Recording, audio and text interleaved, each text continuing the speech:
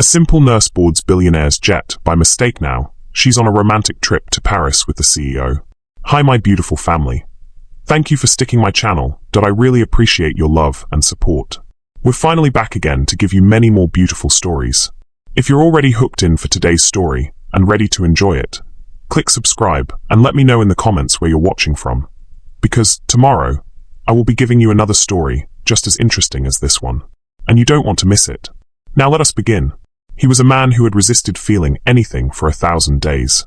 She was a woman too tired to resist anything at all. The mistake that brought them together was not a collision. It was a surrender. The ghost weight of a stethoscope still lingered on Clara Hayes's neck. 16 hours in the ER had scoured her clean, leaving behind a profound, bone-deep weariness that no amount of sleep could touch. Her life was a series of carefully managed crises, other people's crises. Now, slumping into the taxi headed for the private airfield, she was facing her own, a single, terrifying ticket to a conference in Paris. It was a gift from the hospital, a reward for perfect attendance and 0 sick days. To Clara, it felt less like a prize and more like a dare to want something for herself. She had packed a small bag with sensible shoes and a medical journal, as if to convince herself it was purely for work. But a tiny, secret part of her, the part that hadn't yet been worn away by antiseptic wipes and endless night shifts, dreamed of a single croissant eaten by the Seine, a moment of quiet so complete she could finally hear her own thoughts. It was a foolish, fragile hope, and she was already too tired to protect it. At the bustling private terminal, a flustered attendant glanced at her ticket, pointed vaguely toward the tarmac at a gleaming silver jet, and said, "That's you, hurry, they're waiting." Clara, moving in a fog of exhaustion, simply nodded and walked toward it. She didn't question the plush red carpet on the stairs, or the impossible gleam of the fuselage. She just wanted to sit down. The cabin was a hushed, creamy white sanctuary. It was empty, save for a man sitting with his back to her, his profile outlined against the oval window. Not wanting to disturb him, she sank into the farthest leather seat, a sigh of pure relief escaping her lips. The chair enveloped her like a hug. The low hum of the engines was a lullaby. She closed her eyes for what she promised would be just a second. Julian Croft hadn't truly noticed the world around him in 3 years. He existed within a fortress of routine and silence, a structure he had built to contain the wild, unpredictable grief of losing his wife. He flew to Paris on this date every year not to remember her, but to perform the act of remembering.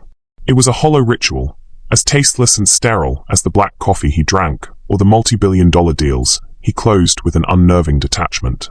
He wasn't living, he was managing a holding pattern. He felt the subtle shift as the last passenger boarded, but didn't turn. He preferred the anonymity. He craved the solitude of the flight, the 6 hours of suspended time where nothing and no one could reach him. He heard her soft sigh as she sat down, a sound so full of weariness it seemed to make the air heavier. He closed his eyes, waiting for the familiar rumble of takeoff to erase everything. When he opened them again, they were cruising high above the Atlantic. He felt a strange, unbidden impulse to look at his fellow passenger. He turned his head slowly, and there she was, asleep. Her head was tilted at an angle against the buttery leather, her auburn hair coming undone from its severe bun. Her shoes were worn, her hands were resting in her lap, and her face, even in slumber, was etched with a profound exhaustion he recognized as a distant cousin to his own. She didn't belong here. She was a flaw in the perfect, sterile design of his world, a splash of raw, unfiltered humanity in his gilded cage. And he felt nothing. Not anger, not irritation, not even surprise. The part of him that would have summoned outrage over the security breach had atrophied long ago. Instead, a foreign feeling flickered within him, faint and dusty from disuse. Curiosity. He watched as her eyes fluttered open. He saw the slow, dawning awareness, the way her gaze took in the mahogany table, the cashmere blanket that had been draped over her, the impossible blue of the stratosphere outside her window. He saw the stages of confusion, disbelief, and finally, a quiet, soul-deep horror. But she didn't scream. She didn't gasp. She let out a single, soft puff of air that was almost a laugh. A laugh of utter, cosmic defeat. She looked at him, her eyes wide and startlingly green, and gave a tiny, helpless shrug, as if to say, "Well, here we are." He found his voice, and it was quieter than it had been in years. "You appear to be on the wrong plane." She met his gaze directly, a strange calm settling over her features. The time for panic was over. The impossible had already happened. Yes, she said, her voice clear and steady. It would seem that I am. There was no resistance. No frantic explanations or clipped demands. Just two strangers, a world apart, suspended 40,000 feet in the air, silently acknowledging the absurd, unchangeable fact of their situation. He had been a man immovably stuck in his past, and she had been a woman running on empty toward a future she couldn't quite grasp. And in that moment, for the first time, they were both simply, unresistingly present. Let's go again. The fluorescent lights of St. Jude's Hospital hummed a relentless, monotonous tune, a sound so ingrained in Clara Hayes's existence that she only noticed it when it was gone. Tonight, it was the soundtrack to her 16th consecutive hour on duty, a marathon of beeping monitors, hushed family consultations, and the sterile, pervasive scent of antiseptic that clung to her scrubs like a second skin. Her sneakers, once a pristine white, were now a permanent shade of weary grey, the soles worn thin from miles paced across linoleum floors. She stood for a moment in the quiet corridor of the oncology wing, leaning her forehead against the cool glass of the nurse's station. Beyond the glass, the city of Chicago glittered, a sprawling galaxy of lights that felt 1,000,000 miles away. Each light was a home, a life, a story. Here, in the hushed halls of St. Jude's, stories were often measured in blood counts and morphine drips. Clara, a soft voice called. She straightened up, a warm, automatic smile erasing the fatigue from her face. It was Mrs. Gable's daughter, clutching a worn teddy bear. "Hey, Maria. Is your mom awake?" "She is. She was asking for you," Maria said, her eyes red-rimmed but hopeful. "She said you have magic hands." The last nurse who tried to check her for. Well, Mom wasn't a fan. Clara's smile softened. "I don't have magic hands, sweetie. I just have a lot of practice." She gave Maria's shoulder a gentle squeeze and moved toward room 4B. Inside, Eleanor Gable, a woman whose spirit seemed to shine brighter the more her body failed her, gave a weak but grateful smile. "There she is," Eleanor rasped, her voice thin as paper. "My angel in blue." "Just me, Eleanor," Clara said softly, her movements efficient yet tender as she checked the intravenous line. Her fingers found the vein with practiced ease, adjusting the flow. There was no magic, only an intimate knowledge of human fragility, of the delicate network of veins that carried life through failing bodies. She fluffed Eleanor's pillow, adjusted her blanket, and held her frail, cool hand for a moment. "You look tired, dear," Eleanor whispered, her gaze surprisingly sharp. "They work you too hard." "I'm all right," Clara lied, the words tasting like ash. She was bone-weary. The kind of tired that seeped into your marrow, a deep, cellular exhaustion that no amount of sleep could fix. She'd been running on fumes for years, ever since her parents got sick. She'd been their caregiver first, then their nurse, and when they were gone, she'd simply transferred that fierce, protective energy to her patients. It was her purpose. It was also her hiding place. In the relentless needs of others, her own could be safely ignored. "You have that big trip tomorrow, don't you?" Eleanor remembered, her eyes lighting up. "The conference in Paris?" Clara's stomach did a little flip, a mix of anxiety and a guilt-tinged excitement. The hospital had awarded her the spot at the International Palliative Care Symposium, an all-expenses-paid trip. A reward, they'd called it, for her dedication. To Clara, it felt like an indulgence she hadn't earned. Paris. It sounded like a word from someone else's life. "Bright and early," she confirmed, forcing a cheerful tone. "I'm flying on a charter plane with a few doctors from Mercy General." "Oh, how wonderful." Eleanor sighed. "You must promise me you'll have a croissant. A real one. And see the Eiffel Tower sparkle."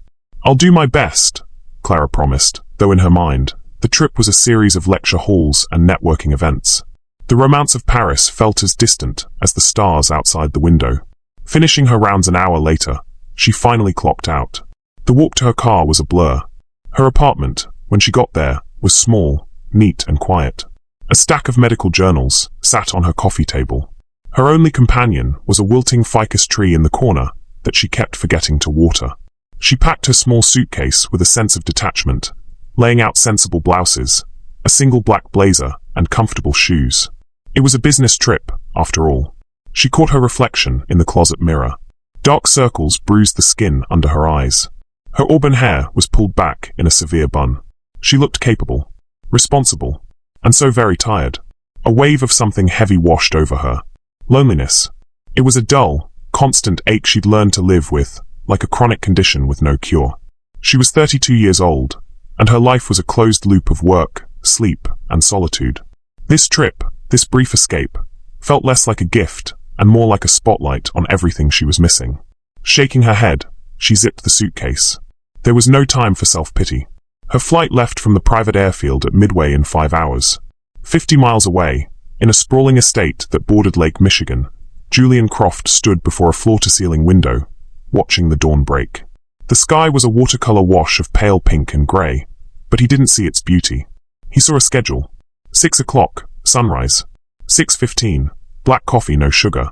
7 o'clock, depart for airfield. 8 o'clock, wheels up. His home was less a house and more a museum of modern architecture and emptiness. Polished concrete floors gleamed under recessed lighting. The furniture was sparse, sculptural, and brutally uncomfortable. There were no photographs on the walls, no clutter on the surfaces, no sign that a life was truly lived here. There was only order, control. His assistant, a severe-looking woman named Ms. Albright, entered the room, her heels clicking with unnerving precision on the concrete. "Good morning, Mr. Croft. The final reports from the Tokyo merger are on your tablet. All signatures have been secured. The deal is closed." "Good," Julian said, his voice a low baritone that held no warmth. He turned from the window. He was a man carved from sharp angles. A strong jaw, high cheekbones, and intense, grey eyes that seemed to assess and dismiss everything in a single glance. He wore a perfectly tailored suit of charcoal grey, a stark contrast to Clara's worn-out scrubs. Where she was soft, he was hard. Where she was yielding, he was unbreachable. "Your luggage is in the car. The flight crew is on standby at the Atlantic Aviation Terminal," Ms. Albright continued, her tone flat. "The usual arrangements have been made for your arrival in Paris." The usual arrangements. The words echoed in the cavernous room. The usual 5-star hotel suite. The usual table for one at the restaurant he and his wife, Amelia, had loved. The usual solitary walk through the Jardin du Luxembourg. It was a pilgrimage of grief, a ritual he'd performed for 2 years, and it brought him no comfort. It only deepened the wound, encasing it in a shell of cold, familiar pain. He picked up his tablet, but didn't look at the reports. His thumb hovered over the Photos app, a place he hadn't dared to visit in months. He could see the thumbnail of the last picture he'd taken of Amelia. Her, laughing, in front of a small Parisian bookshop, the afternoon sun catching the gold in her hair. He flinched, his jaw tightening, and locked the screen. Control. That was his anesthetic.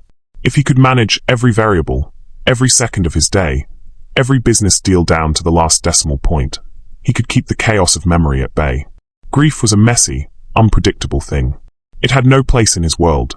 As he was driven in his black town car toward the private airfield, he stared out at the same Chicago skyline Clara had seen. He didn't see a galaxy of stories. He saw a portfolio of assets, real estate holdings, corporate headquarters. He was the king of this city, yet he was a ghost within it.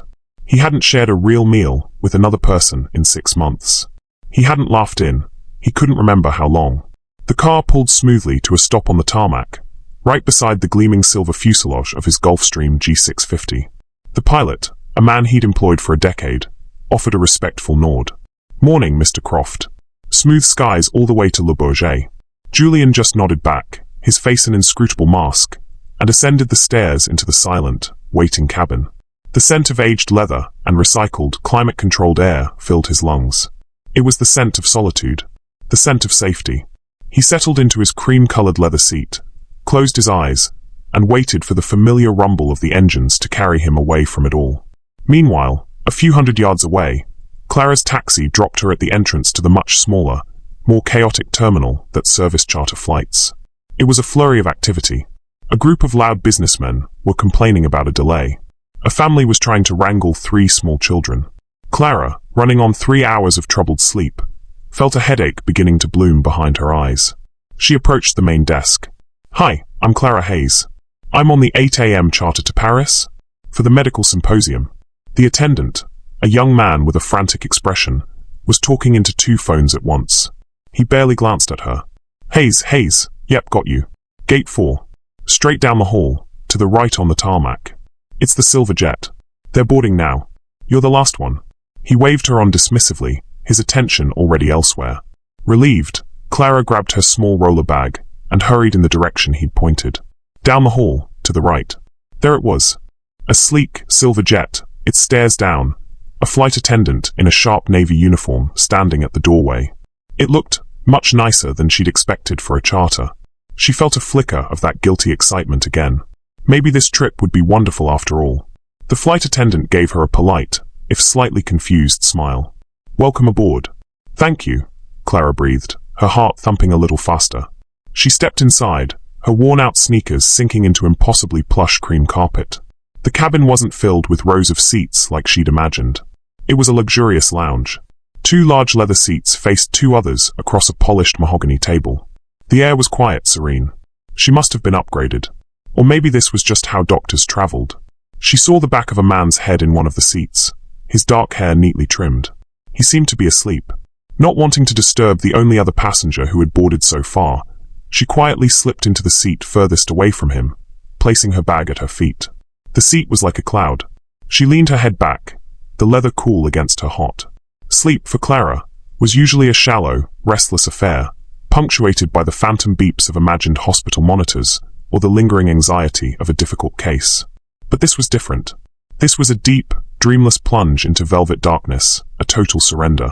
She surfaced slowly, reluctantly, as if rising through layers of warm water. The first thing she registered was the quiet. A profound, humming silence that was the antithesis of St. Jude's chaotic symphony. Her body felt heavy, boneless, and impossibly comfortable. Something soft and impossibly light was draped over her.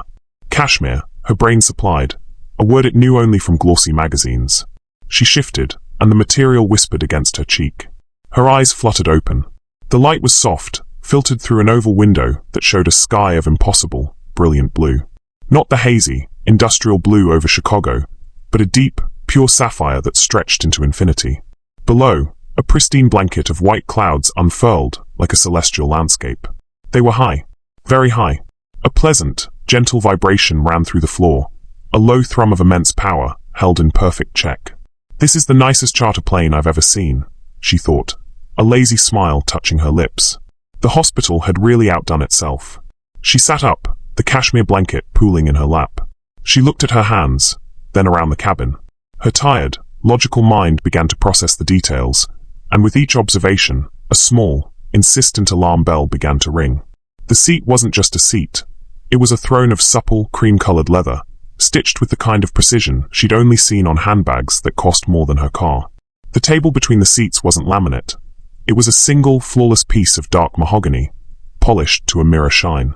A delicate, empty espresso cup made of fine porcelain sat on a matching saucer beside a crystal glass of water. The air smelled faintly of brewing coffee, leather, and something else, something clean and expensive, like a forest after a rainstorm. The alarm bell was getting louder.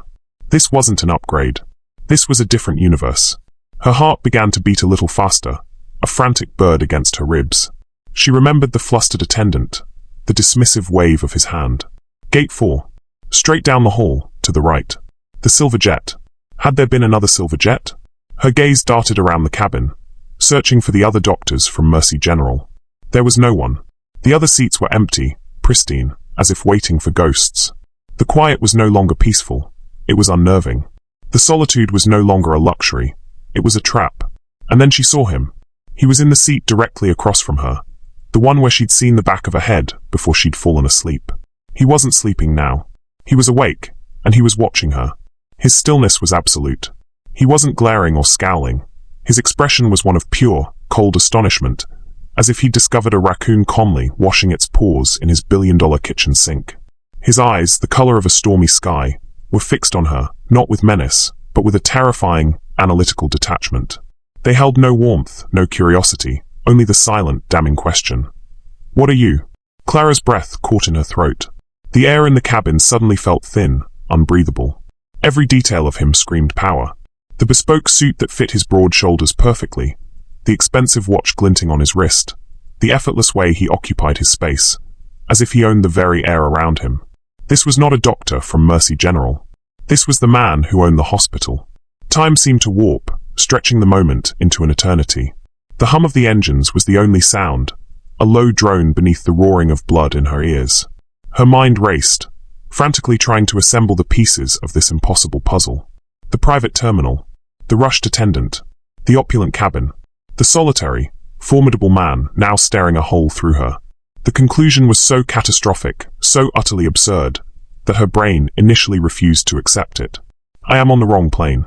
The thought landed not with a spark, but with the force of a physical blow.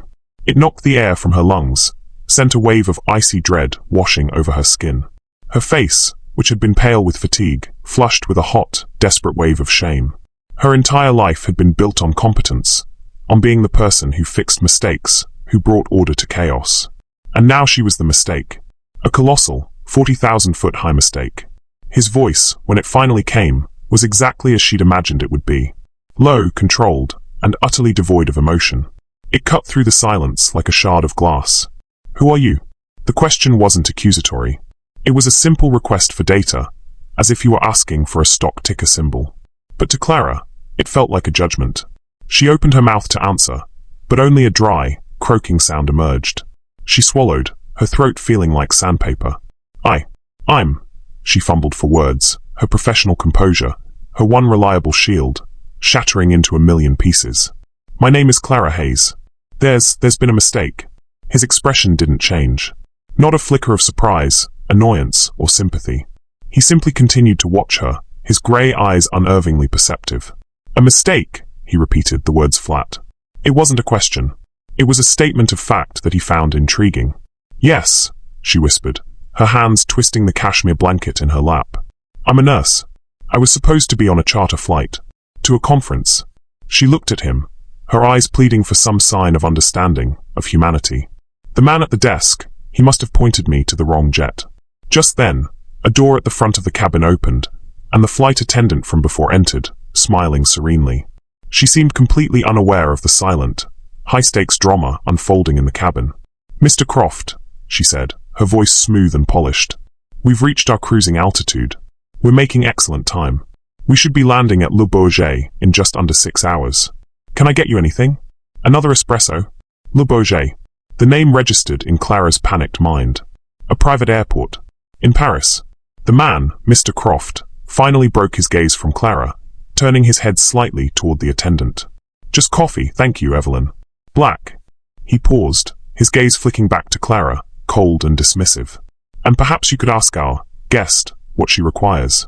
The flight attendant's professional smile faltered for a fraction of a second as she looked at Clara, then back at her boss. A flicker of confusion crossed her face, but she recovered instantly. Of course, sir. Ma'am. Clara felt like she was going to be sick. The floor seemed to drop out from beneath her. 6 hours. She was trapped here, in this silent, gilded cage, for 6 more hours. With him. This cold, imposing stranger who now looked at her as if she were a piece of luggage that had been loaded by mistake. I don't require anything, thank you, she stammered, her voice barely audible. I need to get off this plane. A small, almost imperceptible muscle twitched in Julian Croft's jaw. It was the first sign of emotion he'd shown, a crack in the icy facade. And it was pure, undiluted irritation. That, he said, his voice dropping even lower, holding a new edge of steel, is not an option. The flight attendant retreated, sensing the sudden, dangerous shift in the atmosphere. The cabin door slid shut, leaving them alone once more. The silence that fell was heavier now, charged with Clara's suffocating mortification and his palpable fury. She looked out the window again, at the endless, indifferent blue sky. She had woken up in what she thought was a dream, only to find herself in the middle of a nightmare.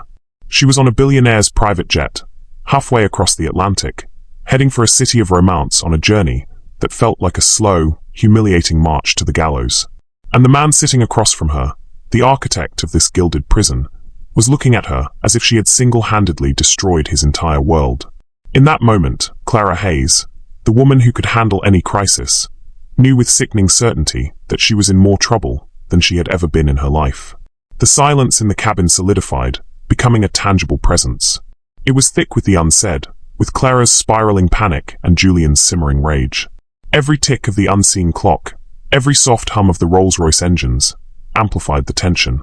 Clara felt pinned by his gaze, a butterfly under glass. She wished the plush leather seat would swallow her whole. Her mind, the same one that could triage a multi-car pileup or calculate a complex drug dosage in seconds, was now a useless whirlwind of self-recrimination. How could you be so stupid? So tired? So completely oblivious? The flustered attendant was a convenient excuse, but the blame felt entirely her own.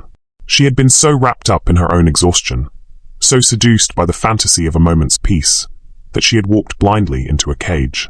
Julian Croft leaned forward, just an inch, but the movement was so deliberate, so charged with authority, that Clara flinched. He placed his hands on the mahogany table, lacing his long fingers together.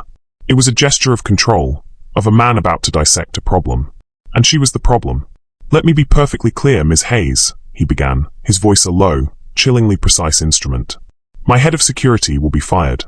The ground crew supervisor at Atlantic Aviation will be fired. And the incompetent fool who pointed you toward a $500 million piece of private property will not only be fired, he will be lucky to find work scrubbing toilets for the rest of his life." Each word was a perfectly aimed dart, and they all hit their mark. Clara's stomach twisted with a fresh wave of nausea. This wasn't just about her humiliation anymore. Her mistake was going to ruin people's lives. "No, please," she said, her voice small but urgent. "It wasn't their fault. It was mine. I wasn't paying attention. I was exhausted. Please don't do that." He raised a single, skeptical eyebrow. The gesture was dismissive, condescending. "Exhaustion is not an excuse for a breach of this magnitude. This aircraft is my office, my home, and the only place on this planet where my privacy is absolute. A privacy you have violated." The word hung in the air between them, ugly and accusatory. Violated. He made it sound like a home invasion, a deliberate act of trespass. He couldn't possibly comprehend the bone-deep weariness that had led her here. His world didn't have room for such mundane human failings. Clara felt a flicker of something new push through the shame, indignation. It was a tiny, fragile spark, but it was there. She was a mistake, an anomaly, but she was not a criminal. "I understand that I am an inconvenience to you, Mr. Croft," she said, her voice gaining a sliver of its professional firmness. She sat up straighter, pulling the cashmere blanket from her lap and folding it neatly on the seat beside her. "But I assure you, this situation is infinitely more horrifying for me than it is for you. I don't want to be here.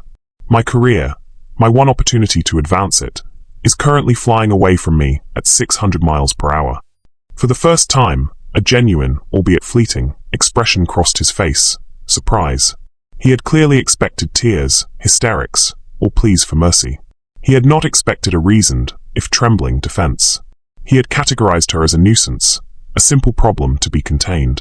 The idea that she had her own world, her own stakes, seemed to be a variable he hadn't considered.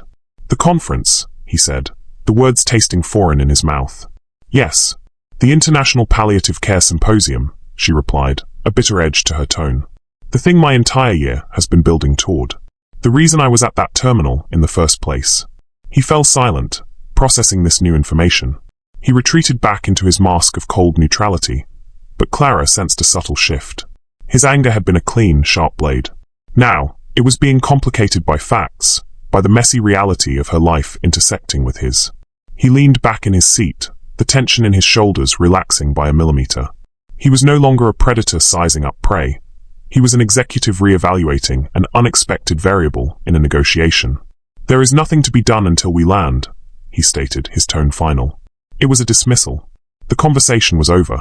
He turned his gaze to the window, to the sterile beauty of the clouds below, effectively erasing her from his presence. Clara was left stewing in a potent cocktail of embarrassment, anger, and despair. She was trapped in a silent, opulent limbo with a man who looked at her as if she were a smudge on a pristine window. She wanted to scream. She wanted to cry. She wanted to rewind time and shake her past self awake, to tell her to read the sign, to check the gate, to pay attention. Instead, she did what she always did when faced with an unsolvable problem. She retreated into herself. She wrapped her arms around her waist, a small, protective gesture. She focused on her breathing, slowing it down, just as she'd taught countless anxious patients to do. In through the nose, out through the mouth. The minutes stretched into an hour. The silence in the cabin was a living entity, pressing in on her. To him, this was a security breach, an infuriating disruption. To her, it was a catastrophe. She thought of Eleanor Gable, of her promise to see the Eiffel Tower sparkle. She thought of the lectures she was missing, the networking contacts she wouldn't make. That single opportunity, the one thing she'd allowed herself to hope for, was gone. And for what? For a moment of weakness, a moment of profound, human error. Julian, for his part, tried to ignore her. He opened his laptop, the glowing screen reflecting off his impassive face. He attempted to review quarterly earnings reports, to lose himself in the familiar, comforting world of numbers and projections. But the data swam before his eyes, meaningless. Her presence was a constant, low-grade hum of disruption in the symphony of his solitude. He could feel her anxiety radiating across the cabin. It was a foreign energy in his sterile environment, and it was deeply unsettling. His annual trip to Paris was a sacred ritual. It was a carefully constructed exercise in managed grief, a pilgrimage to the altar of his loss. It required absolute silence, absolute solitude. He needed to feel the full, crushing weight of Amelia's absence, because that pain was the only thing that still connected him to her. And this woman, this nurse with her tired eyes and her catastrophic mistake, had shattered the sanctity of it. She had brought the messy, unpredictable outside world crashing into his sanctuary. He resented her for it. He resented her for being a complication he couldn't control, a problem he couldn't fire. But beneath the anger, something else was stirring, something he refused to name. Her words echoed in his mind. This situation is infinitely more horrifying for me than it is for you. He had been so consumed by the violation of his own space that he hadn't truly considered the magnitude of the disaster for her. A career, an opportunity. He understood stakes. He lived and died by them. And while her stakes were, by his standards, microscopically small, he could see in her rigid posture and the tightness around her mouth that they were, to her, monumental. It was an annoying, inconvenient flicker of empathy. He tried to snuff it out. He had no room for empathy. Empathy was a liability. It was what had broken him when Amelia died. He snapped his laptop shut with a sharp, definitive click. The sound made Clara jump, her head whipping toward him. Her eyes were wide, her face a mask of apprehension. She looked like a cornered animal. For a long, tense moment, they just stared at each other. The resistance was a palpable force field between them. He was resisting the intrusion, the disruption, the unwelcome flicker of compassion. She was resisting her own despair, her shame, her anger at the sheer, cosmic unfairness of it all. They were two people from different planets, trapped in the same tiny orbit, each desperately wishing the other would simply disappear. But they were thousands of feet in the air, with 5 hours to go. There was no escape. There was only the suffocating, silent standoff. The standoff could have lasted for the remainder of the flight. A silent war of attrition waged across a mahogany table. Julian could have retreated fully behind his wall of icy indifference, and Clara could have drowned in her sea of quiet mortification. But the sky, it seemed, had other plans. Without warning, the jet gave a sudden, violent lurch. The crystal glass on the table slid sideways, and Julian's laptop clattered to the floor. Clara gasped, her hands instinctively gripping the arms of her seat. The serene hum of the engines was now joined by a groaning, protesting sound from the fuselage as the plane dropped, a sickening sensation of falling that left her stomach somewhere near her throat. The cabin lights flickered and died, plunging them into a dim, eerie twilight illuminated only by the emergency strips along the floor. Outside the window, the placid sea of clouds was gone, replaced by a churning, angry grey. What was that? Clara asked, her voice tight with alarm. Julian's face was a mask of stone, but his knuckles were white where he gripped his own armrests. Turbulence, he clipped out, his voice strained. We've hit a storm front. Just as he spoke, the plane was slammed by another invisible wave, this one harder than the last. It threw Clara against her seatbelt, the force of it knocking the breath from her. A low, primal fear, cold and sharp, cut through her shame. This was no longer about a social blunder. This was about survival. Julian's carefully constructed composure was cracking at the seams. His breathing was shallow, his jaw clenched so tightly she could see the muscles flexing. He hated flying. It was the one part of his life he couldn't micromanage, a necessary evil where he was forced to relinquish control to a pilot and the whims of the atmosphere. And he especially hated storms. The jet shuddered again, a long, rattling vibration that felt like it would tear the wings off. A faint smell of ozone, of electricity, seeped into the cabin. It's okay, Clara said, the words coming out automatically. It was her nurse voice. Calm, steady, reassuring. The voice she used when a patient was panicking, when a family was breaking down. It's just air pockets. The plane is built for this. We just have to ride it out. He shot her a look, a mix of fury and something else. Fear. Raw, undiluted fear. I don't require a diagnosis, Ms. Hayes. His voice was sharp, but it trembled. And that single, subtle tremor changed everything. It was a crack in his armor, a glimpse of the vulnerable human beneath the billionaire automaton.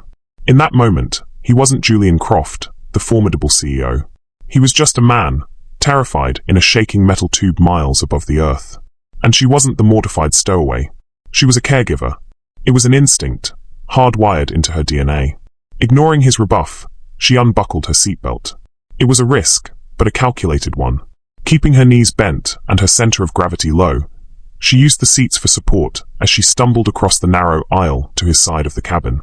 She knelt on the floor beside his seat, her hand hovering for a second before she placed it gently on his arm. His suit jacket was made of fine wool, but she could feel the rigid tension of the muscle beneath it. "Look at me," she said, her voice soft but firm. He turned his head, his grey eyes wide and dark in the dim light. "Breathe with me, Mr. Croft. In through your nose, hold for 3, out through your mouth. Can you do that?" He stared at her as if she'd grown a second head. "I'm not one of your patients." "Right now you are," she countered, her gaze unwavering. "Your heart rate is dangerously high.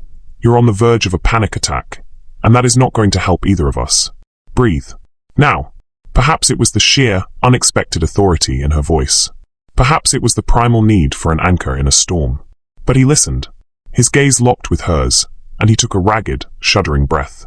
"Good," she coached, her hand still resting on his arm, a small point of human contact in the chaos. Again, slower this time.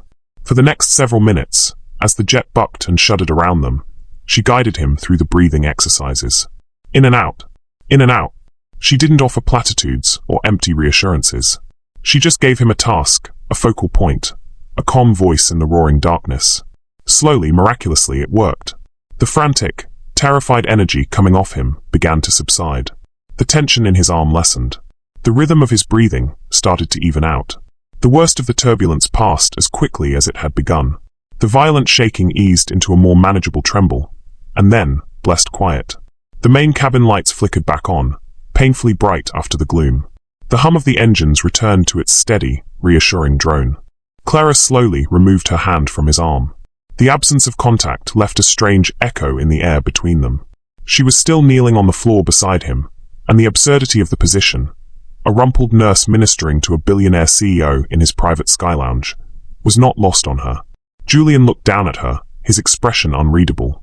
The fear was gone, replaced by a complex mixture of exhaustion, lingering adrenaline, and something she couldn't quite decipher. Embarrassment, perhaps? Or something closer to wonder. "Thank you," he said. The words were quiet, almost rusty from disuse. They felt monumental. "It's what I do," she replied softly, pushing herself up and carefully making her way back to her own seat. She buckled her seatbelt, her own heart still hammering against her ribs. The shared crisis had irrevocably altered the dynamic between them. The rigid wall of his anger and her shame had been breached. They were no longer just a billionaire and a stowaway. They were two people who had been genuinely, humanly terrified together. A bond, however fragile and unwanted, had been forged in the storm. A short while later, Evelyn, the flight attendant, emerged from the galley. Her smile was a little tight, but her composure was flawless. "My apologies for that, Mr. Croft. The captain says the worst is behind us. We've been rerouted slightly to the south, but it shouldn't add more than 20 minutes to our flight time." She glanced at the laptop on the floor, and then at Clara, a flicker of understanding in her eyes. "Since lunch service was interrupted, the chef has prepared a light meal for you both. If you'd like." Before, Julian would have refused. He would have retreated back into his silence. But something had shifted. To eat alone now, to force her to do the same, felt churlish. Pointless. "That would be fine, Evelyn." "Thank you," he said. The attendant set the mahogany table with crisp linen napkins, polished silverware, and delicate china. She served a simple, elegant meal. A warm goat cheese salad with walnuts and a balsamic glaze, and fresh, crusty bread. The aroma filled the cabin, a comforting, domestic scent that was at odds with their surreal situation. Eating together was excruciatingly awkward at first. The only sounds were the clink of forks against plates. Clara felt clumsy, out of place, certain she was holding her fork wrong.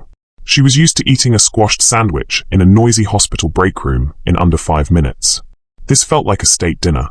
Julian, sensing her discomfort, was the one to break the silence. "You're a good nurse," he said. It wasn't a compliment. It was a statement of observed fact. Clara looked up, surprised. Thank you.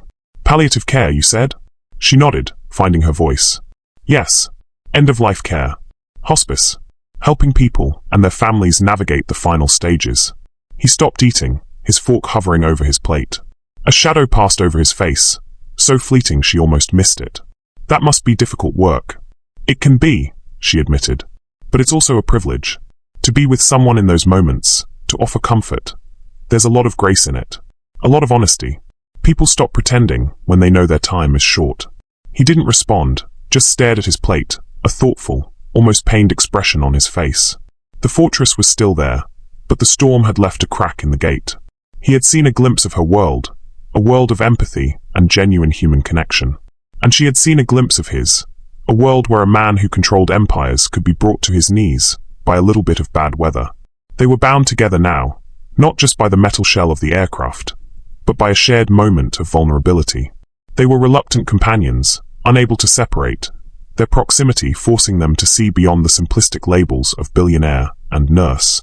Deeper emotions were beginning to surface, like objects stirred up from the ocean floor by the storm, and neither of them knew quite what to do with them. The storm has passed, but the atmosphere has certainly changed. We often see people for who they are in moments of crisis. What do you think Julian is thinking as he learns about Clara's work? Is it just curiosity, or is something deeper stirring within him? Share your thoughts below. The remnants of their meal were cleared away, and a fragile, uncertain truce settled over the cabin. The silence that returned was different from before. The hard, angry edge was gone, replaced by a quiet, contemplative tension. They were no longer actively resisting each other. They were cautiously observing, two solitary planets knocked into a strange, shared orbit. Clara found herself stealing glances at him. The man who had terrified her just hours ago now seemed less formidable. The storm had stripped away a layer of his intimidating facade, revealing the faint lines of fatigue around his eyes, the subtle way his thumb worried the edge of the mahogany table when he thought she wasn't looking. He was still powerful, still a world away from her reality, but he was no longer an archetype. He was just a man. A sad, tightly wounded man. Julian, in turn, was watching her. He had built his life on data, on assessing assets and liabilities. And Clara Hayes was an asset he couldn't quantify. She possessed a quiet strength, a core of compassion that seemed entirely genuine. It was a quality he hadn't encountered in years. In his world, kindness was a currency, a tool used in negotiation. Hers felt like something else entirely. It felt real, and that made it both fascinating and dangerous. He was the one who broke the silence again, his voice softer than before, lacking its earlier, biting edge. Paris, he said, the word hanging in the air. Why was the conference there? It was a simple question, but it felt like an offering, a request for a piece of her story. Clara hesitated for a moment, then decided to give it to him. What else was there to do? It's the premier event for my field, she explained, her voice gaining a little confidence as she spoke about her work. They were unveiling new research on non-pharmacological pain management, techniques that can provide comfort without heavy sedation, allowing patients more quality time, more clarity in their final days. She looked down at her hands. It was a chance to learn things that could really help my patients, to do better by them. She paused, then added, her voice dropping to a near whisper. And it was the first time I'd ever been given something like that. An award. A recognition. Julian listened, his expression unreadable. But he didn't look away. He didn't dismiss it. He simply absorbed her words. He understood ambition. He understood the desire to be the best in one's field. But her motivation wasn't profit or power. It was goodness. The purity of it was startling. And you've never been to Paris before? He asked. A small, wry smile touched her lips. Mr. Croft, before today, the farthest I'd ever been from Chicago was a weekend trip to Milwaukee for my cousin's wedding. I've never even seen an ocean. The admission hung in the air, highlighting the chasm between their lives more profoundly than any argument could have. He crossed the Atlantic the way she crossed the street. He owned homes in cities she'd only seen in movies. The simplicity of her confession, devoid of self-pity, struck a strange chord within him. He fell silent for a long time, his gaze fixed on the endless blue outside the window. The cabin was quiet, save for the hum of the engines. Clara thought the conversation was over, that he had retreated once more into his shell. But when he finally spoke, his voice was different. The cool, detached tone was gone, replaced by something raw and unguarded. I hate this trip, he said, the words stark and heavy. Clara was so surprised she could only stare at him. Then, why do you take it? He turned his head slowly, and his eyes met hers. The mask was gone. In its place was a landscape of profound, aching grief. Because my wife loved Paris, he said, and the name felt like it was physically torn from him. Amelia. We came here for our honeymoon. We came here every year for our anniversary. It was our place. The story spilled out of him then, not in a torrent, but in quiet, measured pieces, as if he were examining fragments of a shattered vase. She was an architect, not like the ones who build glass towers. She restored old buildings. She loved history, stories, the soul of a place. She said Paris had the most beautiful soul in the world. He looked away, his gaze distant. She was diagnosed with a glioblastoma. Aggressive. Inoperable. We had 18 months from diagnosis to the end. He said the last words with clinical precision, the way a doctor delivers a terminal prognosis. It was a defense mechanism, a way to contain the messy, unbearable emotion of it all. Clara's heart ached. All the pieces clicked into place. His solitude. His control. The annual, joyless pilgrimage. It wasn't a vacation. It was a memorial. A self-inflicted punishment.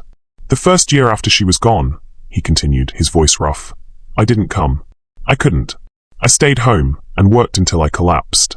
The second year, I thought if I came back, if I walked the same streets, ate at the same cafes, I might feel her here. I might feel something other than nothing. And did you? Clara asked softly.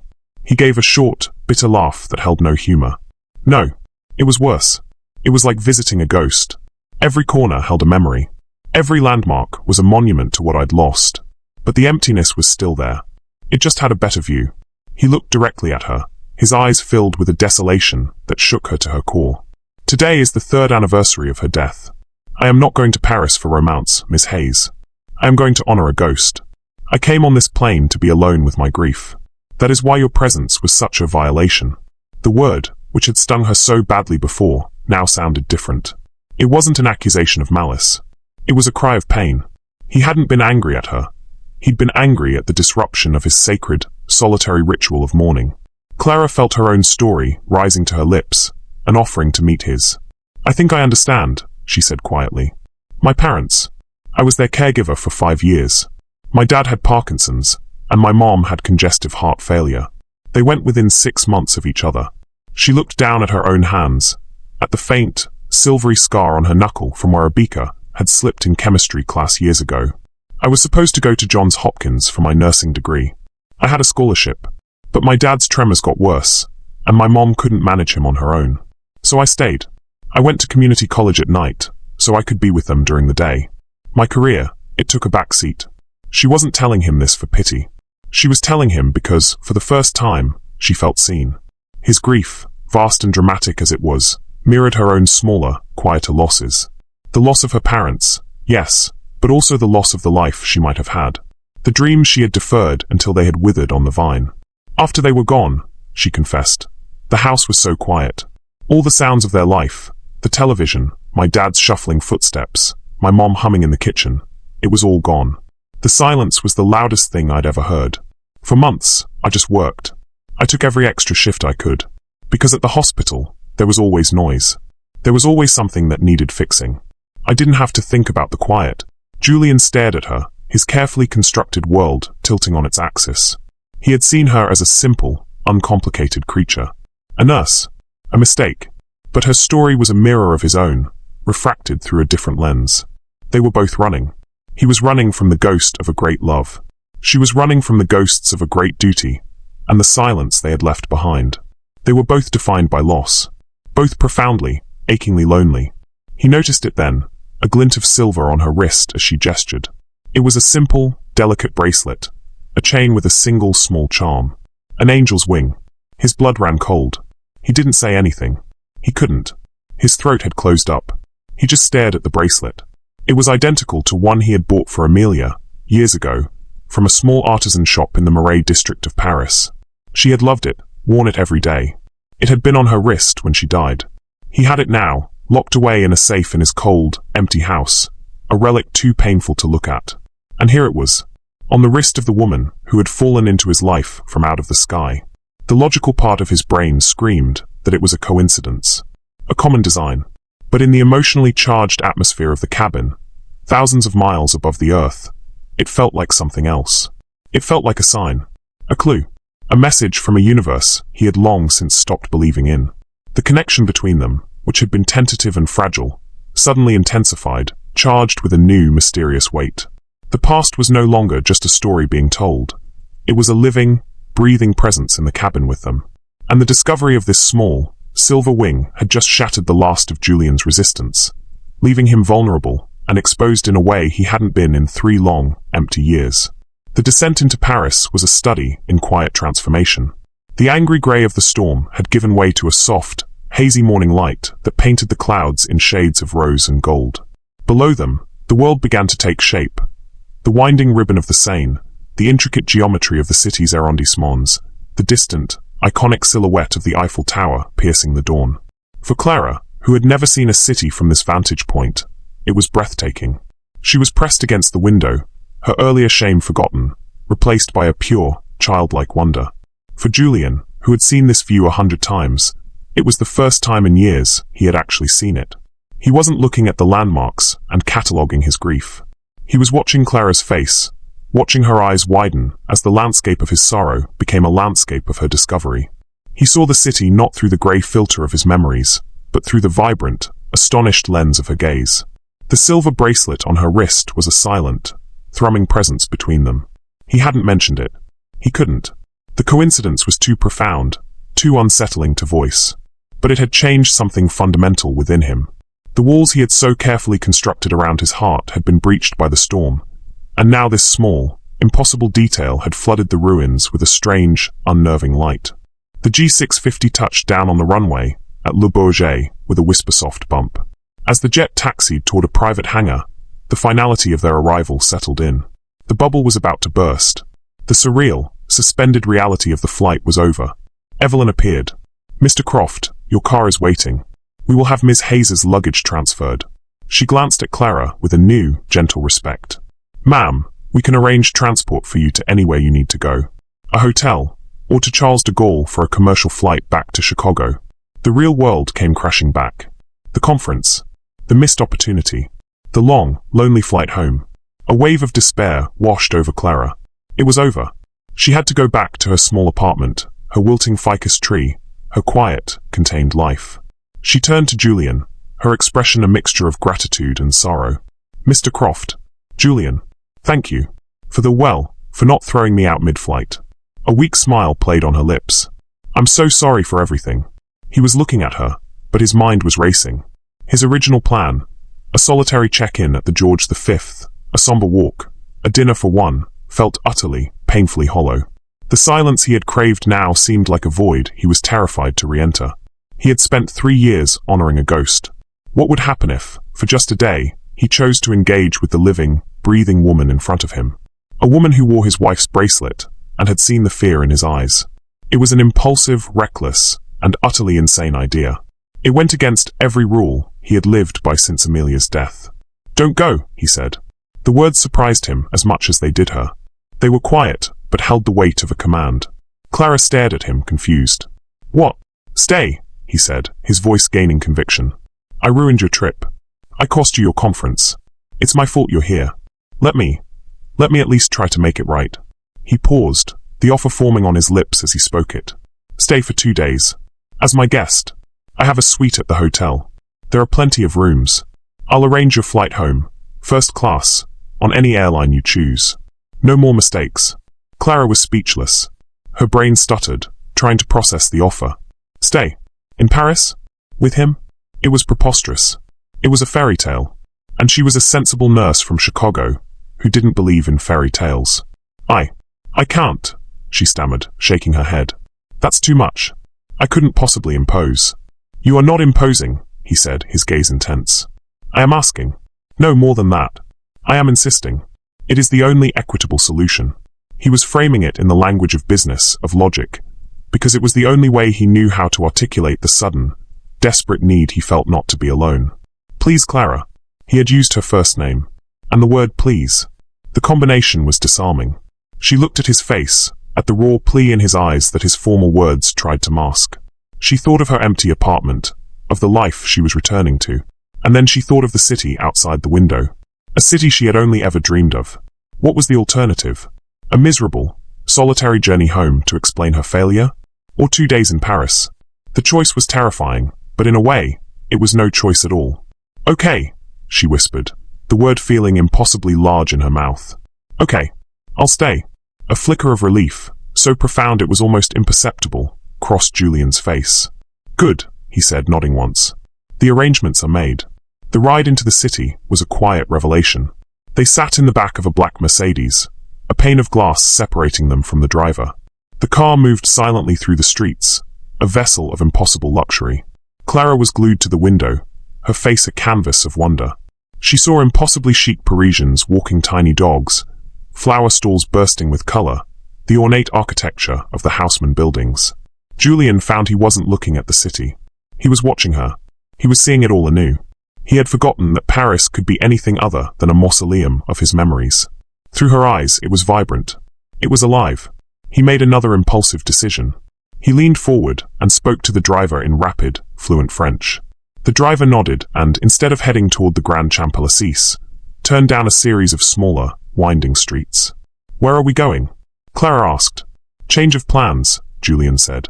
The George V can wait. The car pulled up in front of a small, charming hotel in the heart of Saint-Germain-des-Prés. It wasn't a palace of opulence, but a place of understated, historic elegance. Julian led her inside, not to a grand suite, but to 2 separate, beautiful rooms with balconies that overlooked a hidden courtyard garden. My usual itinerary is somber, he explained, standing awkwardly in the hallway between their doors. I don't think you'd enjoy it. I thought perhaps we could create a new one. Over the next 2 days, Julian did something he hadn't done in years. He lived. He abandoned his grief-stricken pilgrimage. They didn't go to the grand, tourist-clogged museums or the Michelin-starred restaurants from his past.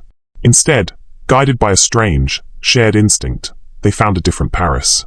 He took her to the Marché des Enfants Rouges, the city's oldest covered market, where they ate messy, delicious Moroccan food from a paper plate, laughing when she spilled tagine on her sensible blouse. He bought her a new one from a small, quirky boutique nearby, his usual decisiveness replaced by a hesitant uncertainty as he tried to guess her taste. They wandered through the winding streets of Le Marais, and he found himself telling her the stories Amelia had taught him about the old buildings. But this time, the stories weren't painful. They were just stories. He was sharing a part of his past without being consumed by it. In a small, dusty bookshop, she found a collection of poems by Rilke. She read one aloud, her voice soft and steady, and the simple beauty of the moment, the scent of old paper and the sound of her voice, felt more real and more profound than any multi-billion-dollar deal he had ever closed. The emotional bond between them grew with each shared experience, each quiet conversation. It was fragile, tentative, but undeniably real. The cavernous gap between their worlds was being filled, bit by bit, with shared laughter, inside jokes, and moments of comfortable silence. He learned about her patience, the small kindnesses she performed that no one ever saw. She learned about the immense pressure he was under, the crushing loneliness of being at the top. The turning point came on their second evening. He took her to a tiny, family-run bistro he'd never been to before, tucked away on a side street. The room was warm, noisy, and filled with the delicious aroma of cocoa vin. Over a bottle of red wine, the last of their defenses seemed to melt away. I haven't laughed this much in 3 years, he admitted, his voice low and thick with emotion. He looked at her across the flickering candlelight, and for the first time, his grey eyes were not stormy or cold, but warm and filled with a light she had never seen before. I feel like I've been holding my breath for my entire life, she confessed, her own eyes shining. And I can finally exhale. He reached across the table, and his fingers brushed against hers. The contact was electric, a jolt of pure, terrifying, wonderful connection. He didn't pull away. He slowly, deliberately, laced his fingers with hers. Her hand, the hand of a nurse, was practical and strong. His, the hand of a CEO, was smooth and steady. They fit together perfectly. In that small bistro, surrounded by the murmur of French and the clinking of glasses, it felt like healing was not only possible, but was already happening. The pain of the past hadn't vanished, but it no longer held them captive. A new feeling was taking its place, something bright, and hopeful, and profoundly terrifying. For a few perfect, stolen hours, They were not a billionaire and a nurse. They were just Julian and Clara. And that felt like everything. The connection is deepening, and Paris is working its magic. It's beautiful to see them both opening up. What do you think will be the biggest challenge for them now that a real bond has formed? Is it their different worlds, or the ghosts of their pasts? Let us know your predictions in the comments. The morning of their final day dawned with a heartbreakingly beautiful Parisian light. A soft, golden glow spilled over the rooftops, making the limestone of the buildings seem to radiate warmth. The fragile peace they had built over the last 48 hours felt real, almost permanent. Waking up in her charming hotel room, Clara felt a lightness she hadn't experienced in her adult life. The heavy cloak of responsibility and quiet grief had been lifted, replaced by the thrilling, terrifying hum of possibility. They met for coffee and croissants in the hotel's courtyard garden, a lush, hidden oasis. The conversation was easy, punctuated by shared smiles. The awkwardness was gone, replaced by a comfortable intimacy. Julian seemed like a different man. The hard, sharp angles of his grief had been softened. He laughed, a real, deep sound that reached his eyes, and when he looked at her, it was with an undisguised affection that made her heart flutter. "There's one last place I'd like to show you," he said, his expression turning more serious. "Before your flight this afternoon." "Okay," she said, her trust in him now absolute. "Where are we going?" "It's a garden," he said, his voice quiet. "The Albert Korn garden. It's special." He didn't elaborate, and she didn't press. She simply followed him, their hands brushing occasionally as they walked, each touch sending a small, electric current through her. He hailed a taxi, and they sat in a comfortable silence on the ride, the city flashing by. But as they drew closer to their destination, Clara noticed a subtle shift in him. The easy laughter was gone. The tension was returning to his shoulders, a familiar shadow creeping back into his eyes. He was retreating into himself, brick by brick. The Albert Korn garden was unlike anything Clara had ever seen. It wasn't one garden, but a collection of gardens from around the world. A formal French parterre, a sprawling English park, and most stunningly, an immaculate Japanese village and garden, complete with a red bridge, a koi pond, and meticulously raked gravel. It was a place of serene, contemplative beauty. But Julian wasn't looking at the scenery. He was looking inward, and the landscape there was clearly troubled. He led her wordlessly toward the Japanese garden, his pace slowing, his jaw tight. They stopped on the graceful arc of the red bridge, looking down at the fat, orange koi swimming in lazy circles below. "Amelia designed a garden like this once," he said, his voice flat, devoid of the warmth it had held just an hour before. "For a client in Kyoto. She spent weeks here, sketching the lanterns, studying the way the moss grew on the rocks. She said it was the most peaceful place on earth." Clara heard the change in his tone. The joy of sharing a memory was gone. He was reciting a fact from a history book, a history he was suddenly trapped in again. She reached out, placing a gentle hand on his arm. "It's beautiful, Julian." He flinched at her touch, a small, almost imperceptible movement, but it felt like a slap. He pulled his arm away, not aggressively, but with a finality that made her hand drop back to her side, cold and empty. "This was a mistake," he muttered, more to himself than to her. He walked off the bridge and stood at the water's edge, his back to her. "I shouldn't have brought you here." "Why?" she asked, her voice trembling slightly. "What's wrong?" He turned to face her, and the man from the airplane was back. The cold, distant stranger whose world was a fortress. His eyes were bleak, his face a mask of pain. "This was my last stop," he said, his voice rough with emotion. "On my pilgrimage. This was where I was supposed to come alone, to say goodbye for another year, to be with her memory." He gestured vaguely between them, a gesture of frustration. "And I brought you." The emphasis on the word, "you," was a physical blow. It separated them, re-established the hierarchy. "You, the nurse. You, the mistake. You, the intruder." "I thought," Clara began, her throat tightening. "I thought we were creating a new itinerary." "That's what you said." "I was fooling myself," he snapped, his voice rising. The raw agony in it was terrible. "I was using you as a distraction. A temporary anesthetic to avoid the pain I came here to feel. This place, her memory, it's sacred. And I tainted it by bringing you here, by pretending for 2 days that I could just forget." Every word was a shard of ice embedding itself in her heart. A distraction. An anesthetic. She wasn't a person to him, not really. She was a buffer, a temporary fix for his grief. All the laughter, the shared stories, the gentle touches. Had it all been a lie? A performance to keep his own ghosts at bay? Tears stung her eyes, hot and shameful. She had let herself believe. For 2 days, she had lived in a dream, and now the waking world was crueler than she could have imagined. Sensing her hurt, he seemed to falter, a flicker of regret crossing his face. But he was too deep in his own pain to stop the bleeding. He was drowning, and he was pushing away the only hand that had reached for him.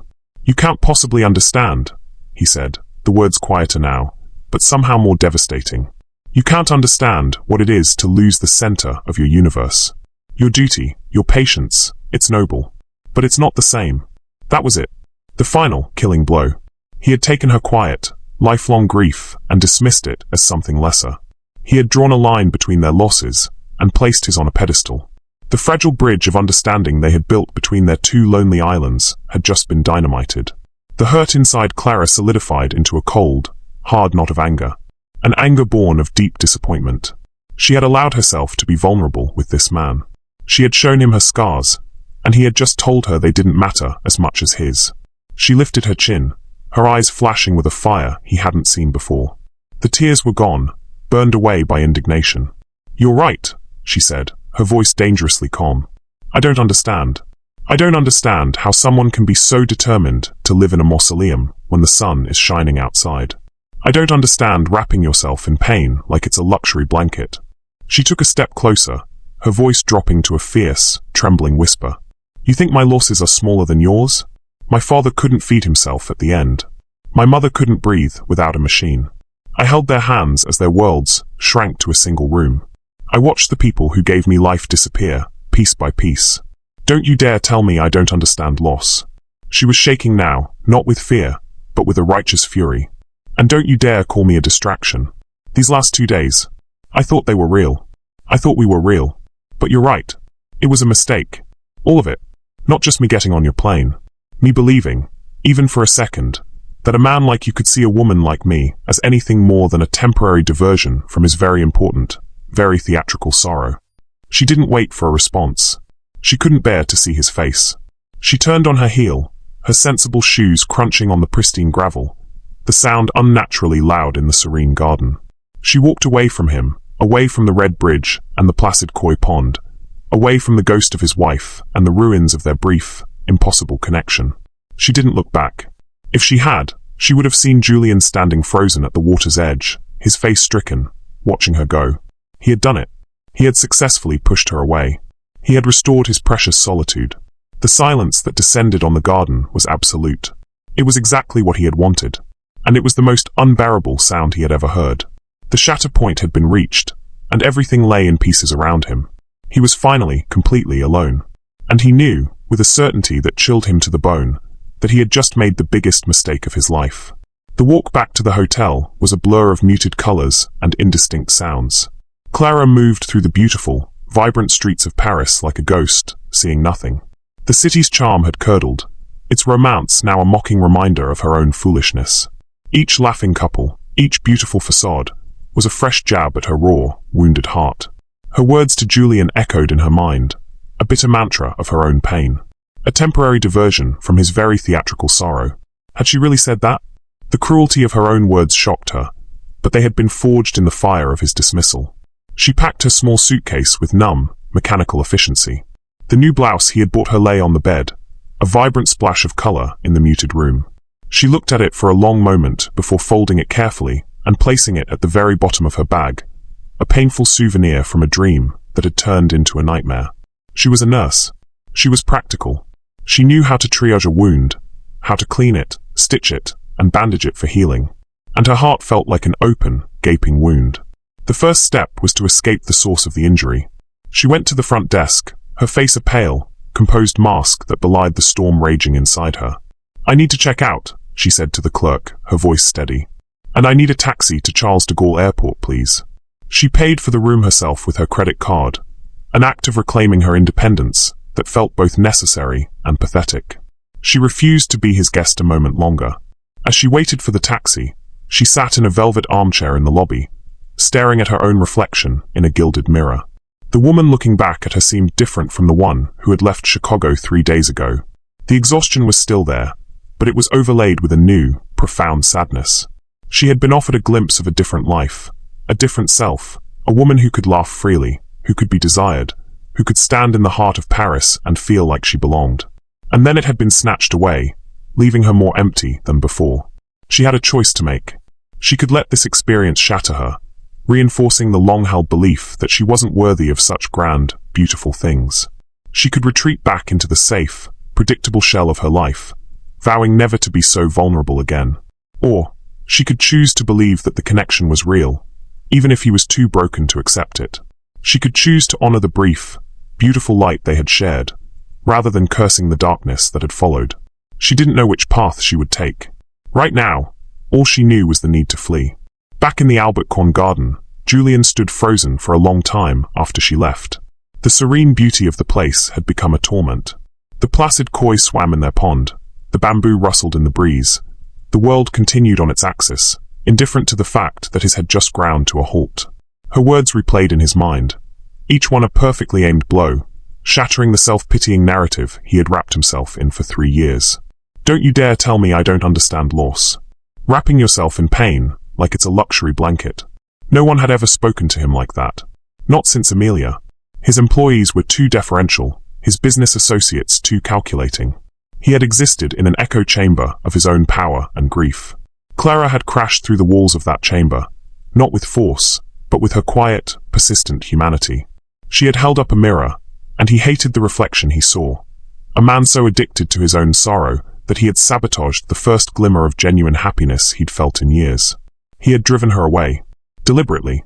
He had retreated to the familiar territory of his pain, because it was safe. Grief was a demanding companion, but it was a predictable one. It never left. It never disappointed. The hope Clara represented, however, was terrifying. It was a fragile, flickering flame in the darkness, and the thought of it being extinguished was more than he could bear. So he had snuffed it out himself, preemptively, to control the inevitable pain of its loss. And in doing so, he had unleashed a pain far greater. The silence he had craved, the solitude he had fought to reclaim, descended upon him in the garden. And it was no longer a comfort. It was a crushing, unbearable void. The silence wasn't empty. It was filled with the echo of her voice, her laughter, her furious, heartbroken words. He finally moved, his limbs stiff, and began the long walk back. He didn't take a taxi. He walked, heedless of the direction, his mind a maelstrom of regret.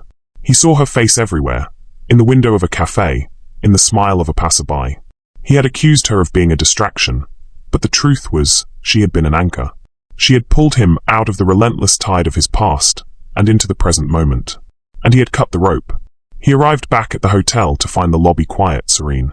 The air of peaceful elegance now felt suffocating. He went to the front desk, his heart pounding with a slow, heavy dread. "Ms. Hayes," he said to the clerk, his voice hoarse. "The woman who checked in with me. Is she in her room?" The clerk looked at him with polite sympathy. "I'm sorry, monsieur. The lady checked out about an hour ago. She took a taxi to the airport." The words hit him with the force of a physical blow. She was gone. He was too late. He had let her walk away. He went to his room, the space feeling cavernously empty. He stood on his balcony, looking down at the courtyard where they had shared coffee that morning. It felt like a lifetime ago. He saw the table they'd sat at, the 2 empty chairs a testament to his failure. He had a choice. It was the most important choice of his life. He could accept this. He could let her go, retreat back into his gilded cage of mourning, and allow this brief, painful interlude to become just another ghost to haunt him. He could fly home alone, fire the requisite number of people, and resume his empty, orderly existence. It was the safe path, the path of least resistance. Or he could fight. He could choose vulnerability over pride. He could choose the terrifying, uncertain future she represented over the familiar, dead-ended past. He had to decide what he was more afraid of: the possibility of getting his heart broken again, or the certainty of living the rest of his life alone in the silence he had created. He looked at his watch. Her flight. When was her flight? He didn't know. He hadn't bothered to ask. He had been too consumed with his own drama. He grabbed his phone, his hands trembling, and called his pilot. "Captain Dubois? It's Croft. What is the next commercial flight to Chicago out of Charles de Gaulle?" There was a pause. "1 moment, sir. It looks like Air France Flight 226. It's scheduled to depart in 55 minutes. Gate M47. 55 minutes. It was impossible. He'd never make it. The traffic, security. But he had to try. He had to make the choice, to take the action. Whether he succeeded or not was secondary to the act of choosing truth over avoidance. He grabbed his room key and ran, leaving his luggage, his perfectly ordered life, behind. He didn't wait for the elevator. He took the stairs 2 at a time, his heart hammering against his ribs. He burst into the lobby, startling the clerk. "Get me a car," he commanded, his voice raw with urgency. "Now, to Charles de Gaulle. And tell the driver there is a €10,000 bonus if I get there in 30 minutes. As he stood on the curb, waiting with an agonizing impatience, his phone buzzed. It was a text from an unknown number. From Clara. His heart stopped.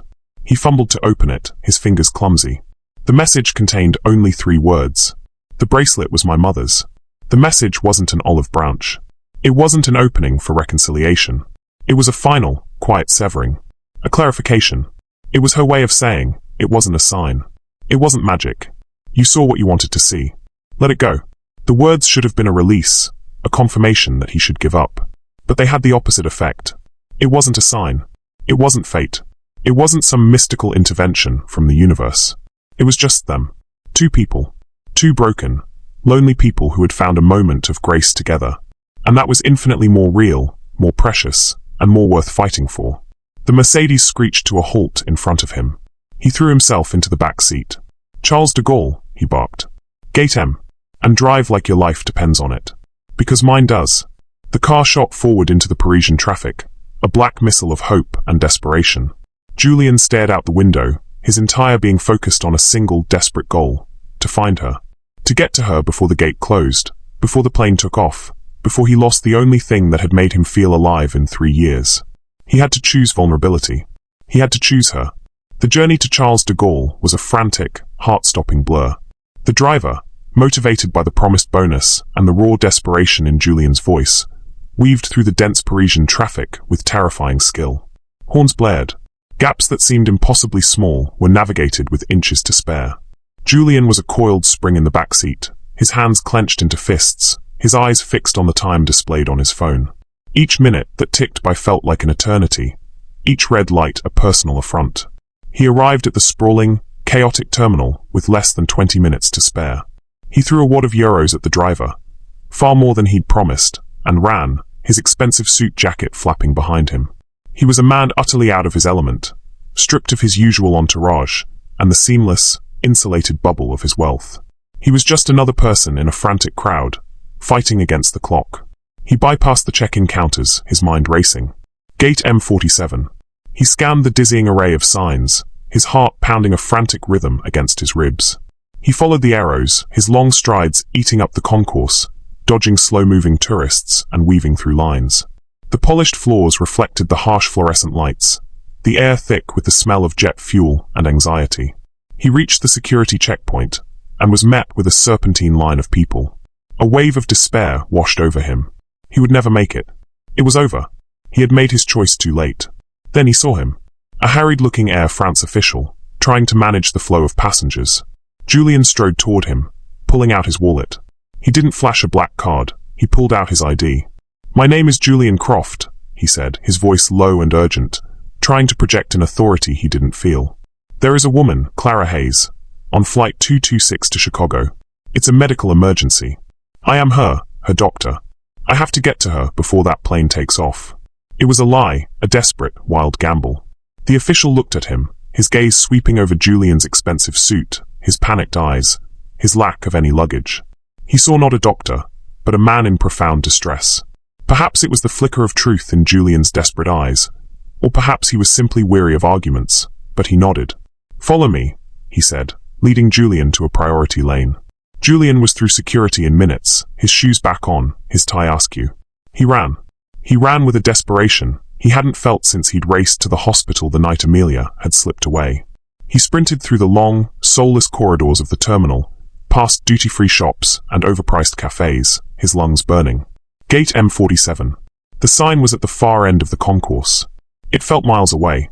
He rounded the final corner and saw it. The gate was empty. The passenger tunnel was disconnected. Through the massive plate glass window, he could see the Air France jet, a behemoth of white and blue, being pushed back from the gate. He was too late. He stopped, gasping for breath, his hands on his knees. He stared at the plane as it began its slow, inexorable taxi toward the runway. She was on it. She was leaving. And he was left standing here, alone, in the sterile silence of the departure lounge. He had lost. He sank onto one of the cold, plastic chairs, the fight draining out of him, replaced by a hollow, crushing defeat. He had made his choice, and the universe had given him its answer. He watched the plane until it was just a speck in the sky, a trail of white against the blue, and then it was gone. He sat there for a long time. An hour. Maybe more.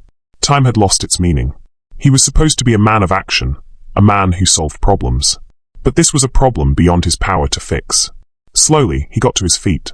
There was nothing left to do but go back. Back to the empty hotel, back to the empty jet, back to the empty life he had so thoroughly earned. As he turned to leave, his gaze fell upon a small, quiet corner of the terminal he hadn't noticed before. Tucked away from the main thoroughfare was a small, multi-faith chapel, its doors open. A place of quiet contemplation. A memory surfaced, a fragment from one of their conversations. He couldn't remember when she'd said it. Was it over dinner? In the bookshop? She had mentioned that her mother used to say that airports and hospitals were the two places you saw the most honest prayers. She'd said she always liked to find the chapels, just to sit in the quiet for a moment. It was a foolish hope, a whisper of a chance. Why would she be there? Her flight was gone, but he had nothing left to lose. He walked toward the chapel, his footsteps echoing in the now quiet concourse. He pushed open the heavy wooden door and stepped inside. The room was small, simple, and silent. There were a few rows of plain wooden pews, and sitting in the front row, her back to him, was a woman with auburn hair pulled back in a simple bun. Her small roller bag was on the floor beside her. It was Clara. His heart stopped. For a moment, he thought he was hallucinating, that his grief and desperation had finally conjured her ghost for him. He stood frozen in the doorway, unable to move or speak, afraid that the slightest sound would make her disappear. She must have sensed his presence, because she turned her head slowly. Her eyes widened when she saw him, a look of pure, unadulterated shock on her face. Her mask of composure was gone. Her face was tear-streaked, her eyes red-rimmed. "Julian," she whispered, her voice hoarse. "What are you doing here?" "I saw the jet take off." He found his voice, the words tumbling out in a raw, desperate rush. "I missed my flight. The charter flight to Chicago. It took off right after yours." It was another lie, but it was a kinder one. He walked slowly down the aisle and sat in the pew behind her, not wanting to crowd her, to scare her away again. He could see the boarding pass in her hand, crumpled into a tight ball. I couldn't get on the plane," she confessed, her gaze dropping to her lap. "I walked all the way to the door. The flight attendant scanned my pass. And I just froze. I couldn't do it. I couldn't go back. Not yet. Not like this." She gave a small, humorless laugh. "So I told them I'd had a family emergency and walked away. I didn't know where else to go." They sat in silence for a long moment, the weight of everything that had happened hanging between them. He had his chance. His last chance. He had to choose the right words. Not the words of a CEO or a grieving husband, but the words of a man who had been given an impossible, miraculous second chance. "Clara," he began, his voice thick with an emotion he no longer tried to hide. "What I said in the garden, it was the cruelest, most unforgivable thing I have ever said. I was a coward. I was so terrified of the hope you made me feel that I tried to destroy it. I tried to hurt you because I was afraid of how much it would hurt if I lost you." He moved to sit beside her, turning to face her. He looked into her tired, sad eyes. "You weren't a distraction. You were a revelation. You walked into my silent, grey life, and you filled it with colour, with warmth, with life. I haven't been honouring Amelia's memory by living in a tomb. I've been dishonouring it. She was the most vibrant, alive person I ever knew. The last thing she would want is for me to be this ghost." He reached out, and this time, she didn't pull away. He gently took her hand, his thumb stroking the back of it. He felt the small, silver charm of the angel's wing bracelet against his skin. "Your text," he said softly. "About the bracelet. It wasn't a sign from the universe, Clara. I know that. It was better than that. It was you. Just you. And that's all I want." Tears welled in her eyes again. But this time they weren't tears of hurt. They were tears of a hope she hadn't dared to feel. "I was so angry," she whispered. "You had every right to be," he said. "Be angry with me. Yell at me. But please don't leave me. Not again." He looked at her, his entire soul in his eyes. "I don't want to go back to my empty life. And I don't want you to go back to yours. Let's stay. Not as a billionaire and a nurse who made a mistake, but as Julian and Clara. Let's find a new apartment for you. One with a balcony and room for a ficus tree that we'll remember to water. Let's build something new. Together. The offer hung in the quiet sanctity of the chapel. It wasn't a fairy tale ending. It was a real, messy, terrifying beginning. It was a choice. Clara looked at his face, at the raw vulnerability there, the fear and the hope all mixed together. And she saw her own fear and hope reflected back at her. She slowly, gently, squeezed his hand. "Okay, Julian," she whispered, a real, watery smile finally breaking through the tears. "Okay." The resolution wasn't sealed with a dramatic kiss. It was sealed with a quiet, profound understanding in the stillness of the airport chapel. It was two broken souls agreeing to try and piece each other back together. He stood up and pulled her to her feet, his hands on her arms. He looked down at her, and then he did something he hadn't done on the entire trip. He leaned in and gently kissed her forehead. A kiss of promise, of reverence, of a new beginning. They walked out of the chapel together, hand in hand, leaving the ghosts of their pasts behind in the quiet pews. They stepped back out into the bright, noisy concourse of the airport, but it no longer felt chaotic or threatening. It felt like the crossroads of the world. Their worlds.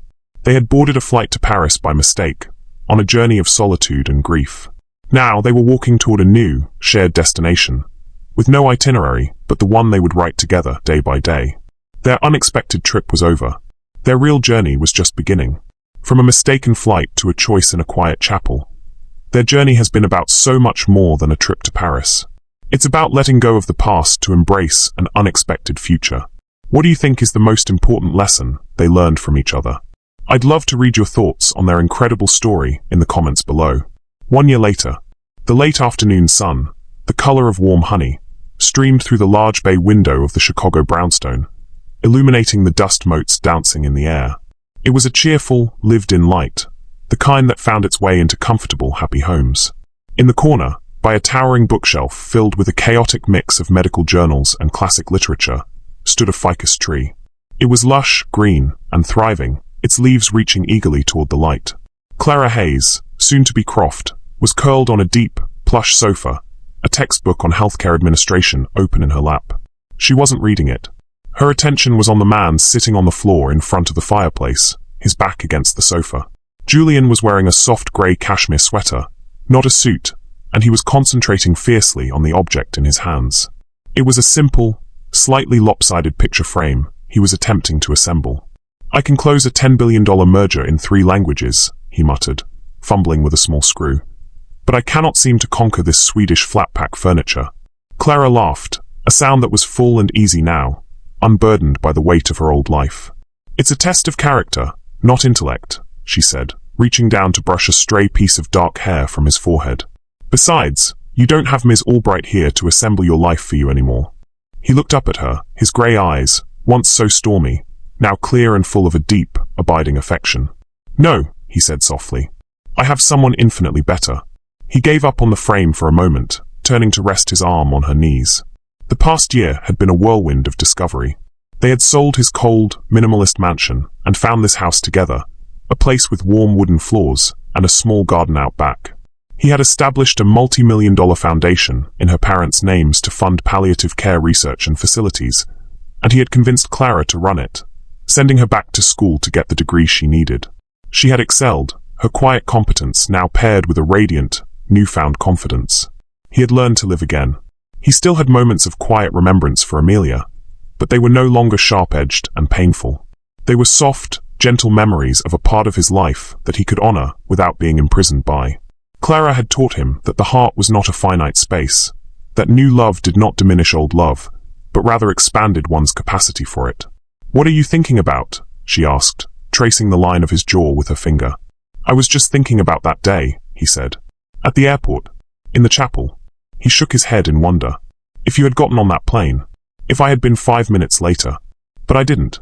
"And you weren't," she said simply, her hand coming to rest over his heart. He reached into his pocket and pulled out a small, velvet box. "I know we said no more grand gestures until the wedding, but this isn't grand. It's just something." He opened the box. Inside, nestled on the black velvet, was a single, tiny silver charm. It was a perfect, miniature replica of a Gulfstream G650 jet. Clara's eyes filled with tears, but this time, they were tears of pure joy. "Oh, Julian, Your bracelet tells the story of where you came from, he said, his voice thick with emotion as he carefully unclasped the box. The angel's wing for your mother. I thought it should also have a charm that tells the story of how we began. He gently took her wrist and attached the tiny jet to the delicate silver chain, right next to the angel's wing. The two charms clinked together, a quiet, perfect sound. She leaned down and kissed him, a slow, deep kiss filled with the comfortable passion of a love that was no longer new and fragile, but strong and deeply rooted. Best mistake I ever made, she whispered against his lips. Best security breach I ever had, he whispered back. Later that evening, the picture frame was finally assembled, holding a photo from their trip to Paris last month. It wasn't a somber pilgrimage. They had gone back to the little bistro, visited the bookshop, and they had stood on the red bridge in the Albertcorn garden, hand in hand, creating a new, happy memory to lay over the old one. As dusk settled over the city, they stood by the bay window, looking out at the Chicago skyline. The lights were just beginning to glitter, a sprawling galaxy of stories. But this time, they weren't lonely observers looking in from the outside. They were home, together, at the very center of their own small, perfect universe, their journey just getting started. Thank you for watching this story to the end. If you enjoyed this story, you will surely love the next one. It's as crazier and more intriguing as can ever imagine. So do check it out. Click on the image showing on your screen right now to watch the next one.